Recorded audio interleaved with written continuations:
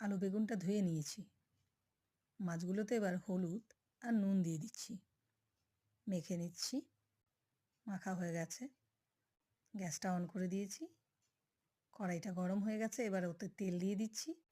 মিক্সারে সাদা সর্ষে দিয়ে দিচ্ছি, কয়েকটা কাঁচা লঙ্কা দিয়ে দিলাম, নুন দিয়ে দিলাম। পেস্টটা তৈরি করে নিচ্ছি। আমাদের পেস্ট রেডি। এবারে মাছের টুকরোগুলো ভেজে নিচ্ছি, খুব হালকা করে ভাজবো। এক পিঠ হয়ে গেছে, পাল্টে নিচ্ছি মাছগুলোকে।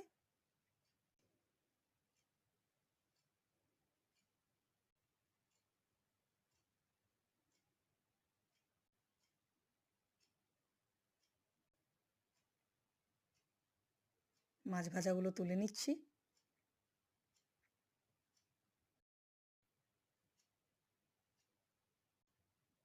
একটু কালো জিরে দিয়ে দিলাম তেলের মধ্যে, কয়েকটা কাঁচা লঙ্কা চিড়ে দিয়ে দিচ্ছি। এবারে বেগুন আর আলুর টুকরোগুলো তেলের মধ্যে ছেড়ে দিচ্ছি।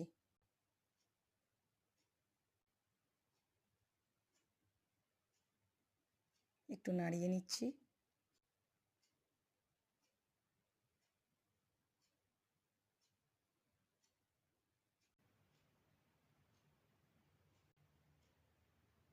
হলুদ গুঁড়ো দিয়ে দিলাম, জিরে গুঁড়ো দিয়ে দিলাম,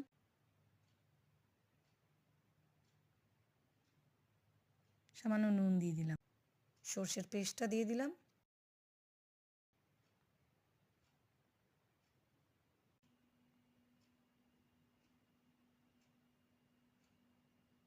এবারে মিক্সারে একটু জল দিয়ে নাড়িয়ে নিয়ে সেই জলটা এই ভাজার মধ্যে দিয়ে নেব।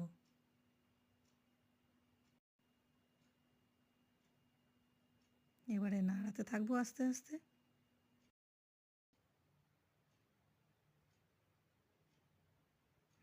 ঢাকা দিয়ে দিলাম, ঢাকা তুলে নিলাম। একে একে মাছ ভাজাগুলো ঝোলের মধ্যে দিয়ে দিচ্ছি।